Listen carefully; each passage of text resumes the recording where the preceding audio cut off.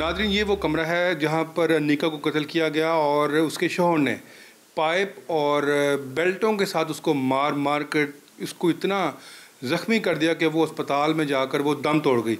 इस एक कमरे पर मुश्तमिल इनका ये पोर्शन है जहाँ वो अपने दो छोटी बच्चियों के साथ रहती थी और यहीं पर उसके शौहर ने तशद्दुद किया। नाज़रीन, ये वो क्योंकि ये दोनों भाई जो थे इस घर में रहते थे, एक भाई इसका जो है मुलज़िम का वो नीचे रहता था और ये ऊपर रहती थी और उनका ये कहना है कि इसके तशद्दुद की आवाज़ जो थी, क्योंकि आप ये सकते ये जो कमरा है इस पर कोई खिड़की नहीं है, यहाँ पर कोई रोशनदान नहीं है कि जिससे उसकी चीखों की आवाज़ जो है वो बाहर जा सकती। और मुलज़िम ने ये दरवाज़ा बंद करके उसको तशद्दुद का निशाना बनाया ताकि किसी को भी इसका इल्म ना हो कि वो उस पर तशद्दुद कर रहा है। और जब उस पर तशद्दुद किया तो तशद्दुद करने के बाद वो यहाँ से फ़रार हो गया, लेकिन पुलिस ने अपनी नई टेक्नोलॉजी की मदद से उस मुलज़िम को गिरफ़्तार किया और फिर उस जो मकतूला थी उसकी लाश का फौरी तौर पर उन्होंने पोस्टमार्टम करवा कर उसका मुकदमा दर्ज किया।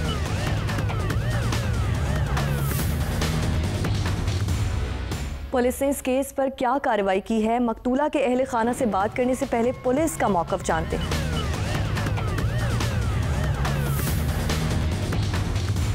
जी, मुगलपुरा के इलाके में 1 दिसंबर को एक शादीशुदा खातून को, 2 बच्चों की मां को उसके शौहर ने बड़ी ही बेदर्दी के साथ पानी के पाइपों के साथ तशद्दुद करके कत्ल कर दिया और फिर फ़रार हो गया।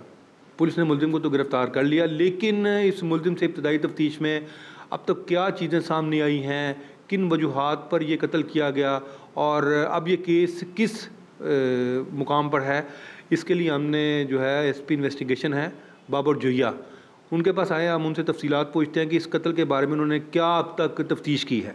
जी, बहुत शुक्रिया बाबर साहब। ये बताएं कि ये जो बड़ा ही बेईमाना कत्ल किया गया 2 बच्चों की माँ का, उसके शौहर ने इसको कत्ल किया, एक तो ये बता दें कि वजूहात क्या थी और मुलज़िम को आपने गिरफ़्तार कैसे किया? ये बिल्कुल जी एक यकम तरीक़े का ये वक़ूआ है। इसमें बड़ा बेईमाना तरीके से तशद्दुद करके ये जो अक्यूज़ड है, मेन अक्यूज़ जो जुनैद है, इसने अपनी वाइफ को मर्डर किया है। उसमें as per medical report there are 18 injuries और उसमें बिल्कुल इसने पाइप का भी इस्तेमाल किया है, इसके अलावा अपनी बेल्ट का इस्तेमाल किया है और बड़ा ही टॉर्चर करके और गला दबा के इवेंचुअली उसकी डेथ कॉज की है। ये बेसिकली घरेलू तशद्दुद का केस है। ये इससे पहले भी जो अभी तक की तफ्तीश है उसके मुताबिक there is history of previous जो हिस्ट्री है इसमें तशद्दुद की, तो उसकी वजह से इसकी डेथ हुई है विक्टिम की। इसके अलावा जो वक़ूए के बाद से ये फ़रार हो गए थे, तो हमने इसके लिए टीम जो है अपने इंचार्ज इन्वेस्टिगेशन हमारे वकास मुगलपुरा और हमारे IO हैं अरशद साहब, उनकी सरबराही में अलॉन्ग विद IT हमने एक टीम तश्कील दी थी जिसने कामयाबी से IT को इस्तेमाल करते हुए और अपनी लोकल इन्फॉर्मेशन की मदद से ये कामयाब हुए। अल्लाह ताला ने इन पे करम किया और वो eventually accused has been arrested. अच्छा, ये बताएं कि इस मुकदमे में जो मुद्दईया है, जो मकतूला थी, उनके मुद्दई ने उसके पूरे अहले खानों को नामज़द करवाया, तो जो प्रिंसिपल एक्यूज़ है जुनैद, उसके अलावा कोई मज़ीद जो उसके साथी शरीक मुलज़म थे उनमें से कोई गिरफ़्तार हुआ है? जी नहीं, अभी क्योंकि वो जितने भी मुल्ज़मान हैं, बाकी 5 लोग हैं, वो अभी प्री अरेस्ट पे हैं, अबूरी ज़मानत करवाई है उन्होंने, तो वो जैसे ही शामिल तफ्तीश होते हैं तो फिर इंशाल्लाह हम इसको मेरिट पे कंक्लूड करेंगे। निका के कत्ल की तफ्तीश करने वाले जो IO हैं वकास, वो भी हमारे साथ मौजूद हैं। हम उनसे बात करते हैं कि उनको ये इन्फॉर्मेशन कैसे मिली थी कि ये लड़की वहाँ पे कत्ल हो गई है और उन्होंने अब तक जो है तफ्तीश में क्या उन्होंने इसमें तफ्तीश की है। जी वकास साहब, ये बताएं कि इन्फॉर्मेशन क्या मिली थी आपको इसके साथ? ये 1 तारीख को वक़ूआ है, वक़ूए के बाद ये मौके से इसको ये फ़रार हो गया। तो हमें इत्तला मिली, हम हॉस्पिटल पहुँचे हैं, पता चला है ये औरत फ़ौत हो चुकी है। उसके बाद हमने जदीद टेक्नोलॉजी और इन्फॉर्मेशन के ज़रिए इसको गिरफ़्तार किया। उसके बाद ये हमारे पास रिमांड पे है। अच्छा, ये बताएं कि अब तक की तफ्तीश में इसने क्या बताया आपको? ये मियाँ बीवी का झगड़ा था, इससे पहले भी इनका होता रहता था, तो जिसकी वजह से पहले भी तशद्दुद ये करता था। तो लड़ाई झगड़ा हुआ है, वो लड़ के चली जाती थी, वापस आ जाती थी। इसके बाद उस दिन इसने बहुत ज़्यादा तशद्दुद किया है। 18 इंजरीज़ हैं जो इसकी चोटें इसने इसको लगाई हैं, जिससे कुछ चीज़ें बरामद हो चुकी हैं और कुछ अभी बरामद करनी है। तशद्दुद में ये क्या क्या चीज़ें इस्तेमाल करता है? इसने पैप की है, जो प्लास्टर का पैप और अपना बेल्ट वगैरह, और उसके दुपट्टे से उसके गले को दबाया इसने, जो अभी तफ्तीश में सब कुछ हम चेक कर रहे हैं, देख रहे हैं। अच्छा, ये बताएं कि जब इसने कत्ल किया है तो उस वक्त घर में कोई नहीं था? जब इसने क्या बताया आप? ये कहता है जी उसके साथ मेरा लड़ाई झगड़ा 2-3 दिन से चल रहा था, तो जिसकी वजह से उस दिन मुझे गुस्सा आया तो मैंने उसको बहुत ज़्यादा फिर मारा, जिसकी वजह से वो फौत हो गई। तो ये कत्ल करने के बाद कहाँ गया था और आपने इसको कहाँ से पकड़ा? ये कत्ल करने के बाद ये उधर मौके से फ़रार हो गया था, तो ये इसको उसके बाद हमने गिरफ्तार किया है अपनी इंफॉर्मेशन के ज़रिए, जदीद टेक्नोलॉजी के ज़रिए, तो उसके बाद हमने इसको अरेस्ट किया। कितने दिन का रिमांड है इसका? ये अब रिमांड पे पेश अदालत किया है, 4 यौम रिमांड है आज। घरेलू तशद्दुद के इस अलमनाक वाक़े के बाद अनीका के अहले खाना किस हाल में हैं और क्या वो जानते थे कि अनीका अपने ससुराल में तशद्दुद का निशाना बन रही है? वाक़े की वजूहात जानेंगे इन्हीं की ज़बान में। शौहर और ससुरालियों के तशद्दुद से हलाक होने वाली अनीका के वालिद शौकत इस वक्त हमारे साथ मौजूद हैं। आइए हम उनसे बात करते हैं कि क्या अनीका अपनी ज़िंदगी में उनको ये बताती थी कि उसका शौहर उस पर तशद्दुद करता था, और इन्होंने क्या एक्शन लिया? क्या इन्होंने पुलिस थाने में कोई दरख्वास्त दी, या उन्होंने उसको उसके वर्षा को जाके समझाया, या उसके शौहर को कुछ कहा कि वो उस पर तशद्दुद ना करे? जी शौकत साहब, आपको अनीका अपनी ज़िंदगी में कुछ बताती थी जिस तरह? ऐसे जी कि आज से 4 साल पहले जुनैद से शादी हुई इसकी। ये कोई साल 1.5 साल सवा साल ये घर आते जाते थे, अच्छे थे, लेकिन ना बच्ची कुछ बताती नहीं थी हमें। फिज़िक से उसके चेहरे से पता चलता था कि कोई मसला है इस बच्ची के साथ। उसके बाद ऐसा हुआ कि क्या नाम ना मेरी बेटी जो सी है मेरी बेगम को ये कहती थी कि घर में पैसे चाहिए। उसके बच्ची उस वक्त एक बच्ची थी, उसके पैम्पर नहीं है, उसका दूध नहीं है, तो मेरी वाइफ उसको थोड़े बहुत पैसे दे देती थी। उसके बाद फिर ऐसा चलते रहे। फिर ये हुआ कि क्या नाम ना वाइफ को कहने लगे कि हम घर में ऊपर की मंजिल पे रहते हैं, सबसे ऊपर गर्मी बहुत है, तो आप ना कम से कम हमें एसी लगवा दें। वो मेरी वाइफ ने किस्तों पे एसी लेकर दे दिया उनको। फिर कहने लगे जी हम यहाँ एसी में बैठे रहते हैं, हमें अजीब सा लगता है, तो वो एक LCD भी लेकर दें। वो ये ना सारी बातें मेरी बेटी से वो मेरी मिसिस को बताते थे। अच्छा, वो मेरी मिसिस मेरे से इसलिए छुपाती थी ये बातें कि मैं हार्ट पेशेंट हूँ, कि इनको ना बताएं, ये बताएंगे तो कोई मसला कोई और ना हो जाए। चलो बच्ची का घर थोड़े बहुत पैसों से बसा रहा है तो चलता रहेगा सिलसिला। वो करते लास्ट ये हुआ दूसरी बच्ची हुई। दोनों बच्चियों की डिलीवरी भी हमारी तरफ ही हुई, सारा खर्चा भी हमने ही किया, सारा कुछ हुआ। दूसरी बेटी हो गई। दूसरी बेटी के बाद ना ऐसा हुआ कि इसका फ़ोन आया कि मेरी बेटी का फ़ोन आया कि मम्मी ये मुझे कह रहे हैं इसकी जुनैद की छोटी बहन की शादी थी, कि जी हमारे में रस्म है कि हम ना जो भाभी होती है ना उसके घर वाले जो उनसे हैं वो सेट चढ़ाते हैं और 1.5 लाख रुपए देते हैं, मतलब ना उसको बच्ची को देते हैं। मेरी वाइफ ने कहा कि क्या नाम ऐसा तो हमारे पास कोई सिलसिला नहीं है, तो मैं ये काम नहीं कर सकती कि मैं इनको तुम्हें मैं सेट भी दूं और तुम्हें मैं 1.5 लाख रुपए भी दूं। ये मई के महीने की बात है। मई में तो आपके ख्याल में ये चीज़ें ना लाने पर उसको तशद्दुद का मैं आपको सारा तफसील से बता रहा हूँ। आपके सारी बातों का जितने आप सवाल करेंगे सब का जवाब बीच में होगा। मई का 5 तारीख को इसी थाने में सनाउल्लाह साहब ASI हैं, उनका मुझे फ़ोन आता है जी कि यहाँ पर ना आपके ख़िलाफ़ एप्लीकेशन एक आई है, तो आप ना यहाँ पर आएँ। मैं यहाँ पर आया तो एप्लीकेशन में लिखा हुआ था जी कि क्या नाम ना मेरी बेटी जो सी इसकी बीवी है वो जेवर और पैसा चोरी करके मेरी तरफ चली गई, अपने बाप के घर चली गई, और उन्होंने पैसा सारा ले लिया। मैं इनसे मेरे पैसे और वो जेवर दिलवाया जाए।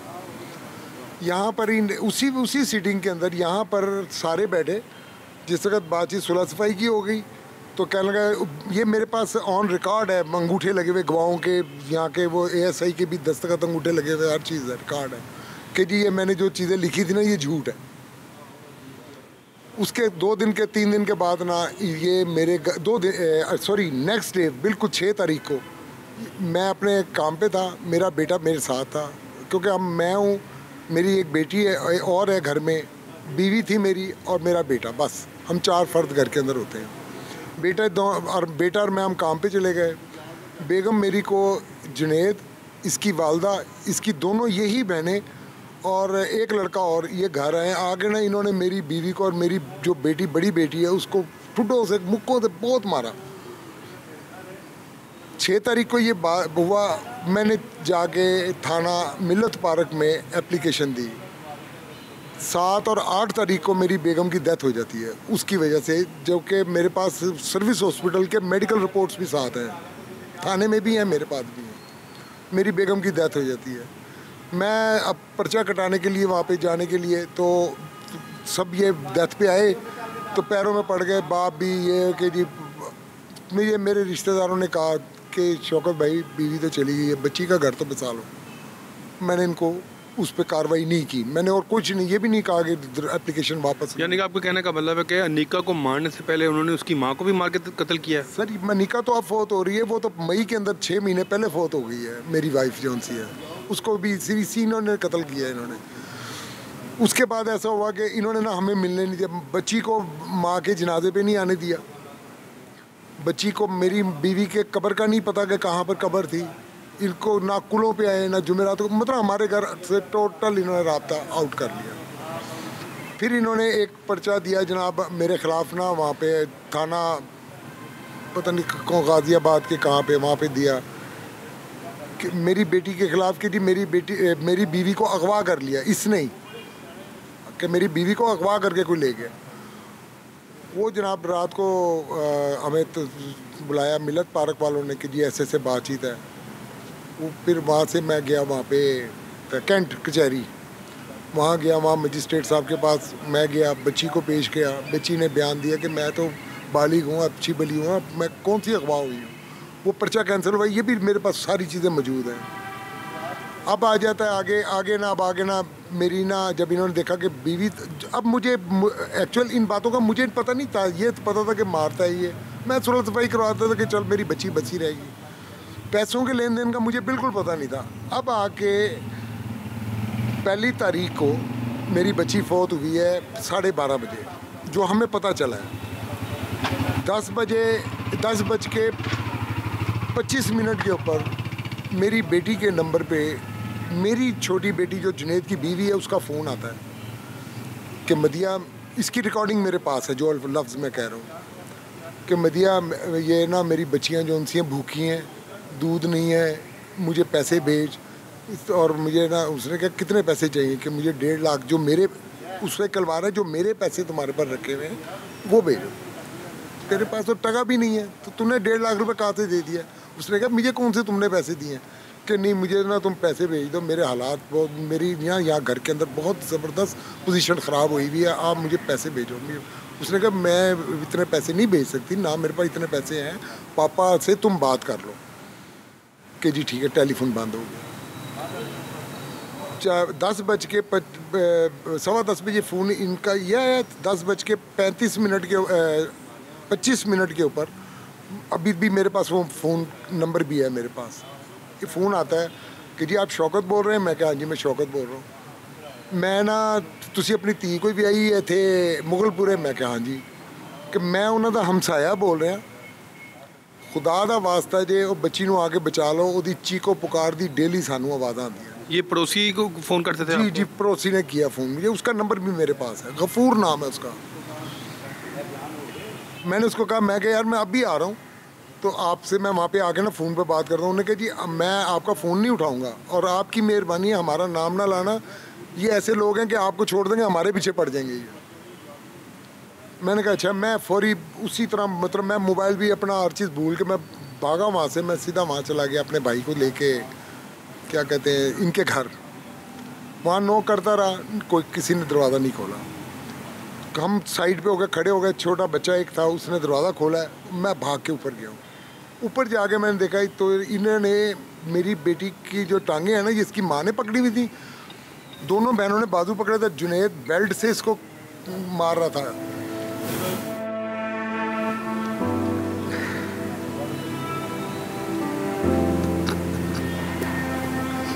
धक्के मार के नीचे फेंका। मेरा छोटा भाई मेरे साथ है, वो सीढ़ियों में था, उसको भी 2 लड़के नीचे से आ गए, हमें गली में नीचे बिठा गए, पिस्तौल लगा के, मतलब माँ बहन की गालियाँ और ये कर रहे थे, जब मार देंगे तो नहीं जाना। हम डर के वहाँ से भागे, फिर अपने घर चले गए। उससे अगले दिन मुझे SHO का फ़ोन आया नसीब खान का कि यार आप ना ज़रा थाने आए। 11 बजे के करीब मैं थाने आ गया। इन्होंने 2-3 बजे तक मुझे यहाँ बिठाए रखा, मुझे हौसला देते रहे, मुख्तलिफ बातें सुनाते रहे, फलाने का बच्चा फौत हो गया, इस तरह हो गया। वो एक्चुअल मुझे प्रिपेयर कर रहे थे कि मैं एकदम इसको अपने ऊपर ना लूँ, क्योंकि उनको पता था कि यार ये हार्ट पेशेंट है। अच्छा, ये जो मुकदमा दर्ज करवाया आपने, ये फिर आपने तमाम उसके अहले खाना के खिलाफ दर्ज कराया मुकदमा? मैंने जो वहाँ पे मैंने जब वहाँ गया हूँ, मैंने देखा है जो मेरी बच्ची के साथ सलूक कर रहे थे उनके नाम मैंने लिखवाए हैं। अब ये गिरफ्तार सिर्फ यही है मुलजिम में? सिर्फ ये एक इसको इन्होंने गिरफ्तार किया है, जुनैद को। ठीक है। बकाया का मुझे पता नहीं, मैं अब आया हूँ। अब आप क्या चाहते हैं आप? मैं सिर्फ एक बात चाहता हूँ, हुकूमत से भी, हर इंसाफ करने वाले से, कि मेरे इस बंदे को ऐसी सज़ा दी जाए। मेरी बच्ची का तो हो गया जो होना था, कम से कम आइंदा इसको जो सज़ा मिले उसको देखते हुए दूसरों की बच्चियाँ सेफ हो जाएं। मैं ये चाहता हूँ।